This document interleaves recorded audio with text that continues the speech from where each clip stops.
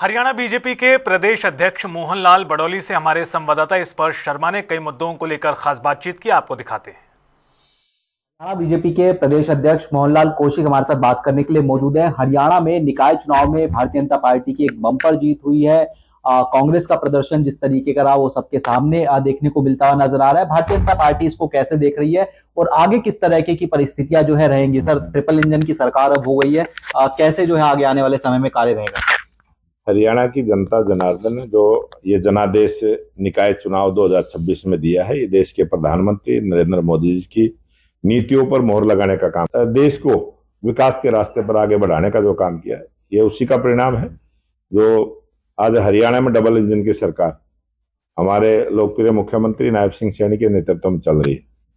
जो हरियाणा सरकार ने जो गरीब कल्याण की योजनाएं गरीब के घर तक पहुंचाने का काम किया है और मुख्यमंत्री जी ने जो आह्वान किया कि ट्रिपल इंजन की सरकार का आशीर्वाद मिले, और वो हरियाणा की जनता ने ट्रिपल इंजन का आशीर्वाद दिया है और बड़े बहुमत के साथ दिया है। प्रचंड बहुमत की जीत भारतीय जनता पार्टी की इस निकाय चुनाव में हुई है और ये बहुत बड़ा बदलाव हरियाणा की जनता के विचारों में हुआ है, उनकी सोच में हुआ है और हरियाणा की जनता ने विकास के लिए वोट दिया है।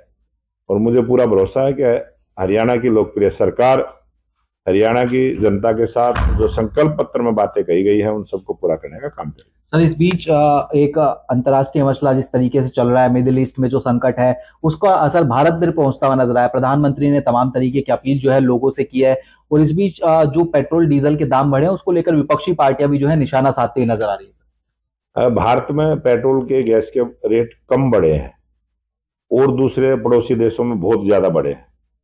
ये जो महंगाई की मार कम पड़े, ये देश के प्रधानमंत्री नरेंद्र मोदी जी की कूटनीति, उनकी सोच, दूरदर्शी सोच को अपनाते हुए जो देश के प्रधानमंत्री नरेंद्र मोदी जी ने जो अपील की है, ये दूरगामी सोच का परिणाम है जो अपील की है। और दूरगामी सोच के कारण से ही देश विकास के रास्ते पर आगे बढ़ सकता है। और इसीलिए ये बहुत कोई बड़ी अपील नहीं है, बहुत छोटा सा एक निवेदन किया है और मुझे भरोसा है कि देश की 140 करोड़ जनता उसका पालन करते हुए अपने पेट्रोल डीजल के खपत को भी कम करने का काम करेंगे और सप्ताह में एक दिन घर पर बैठ कर ऑफिस का काम करें और पब्लिक ट्रांसपोर्ट का प्रयोग में ले, विदेश की यात्राएं ना करें, सोना कम खरीदें, अनावश्यक ना खरीदें। इस प्रकार के ये बहुत बड़ी कोई बात नहीं है।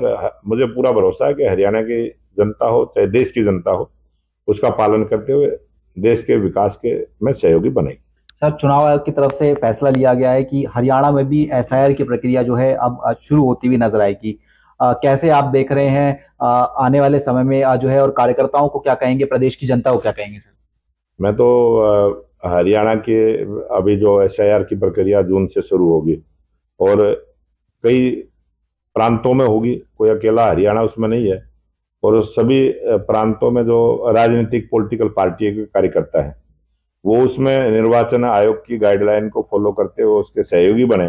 और जो BLO 2 की भूमिका पॉलिटिकल कार्यकर्ता की रहती है, BLO के साथ मिलके और एक साफ सुथरी जो वोटर लिस्ट तैयार हो, उस बूथ की वोटर लिस्ट बढ़िया बने, उसमें किसी भी प्रकार का कोई घुसपैठिया ना रहे, ये प्रयास सबने करना चाहिए। ये सबकी सामूहिक जिम्मेवारी है और लोकतंत्र को मजबूत करने के लिए ये सबसे बढ़िया और आसान तरीका।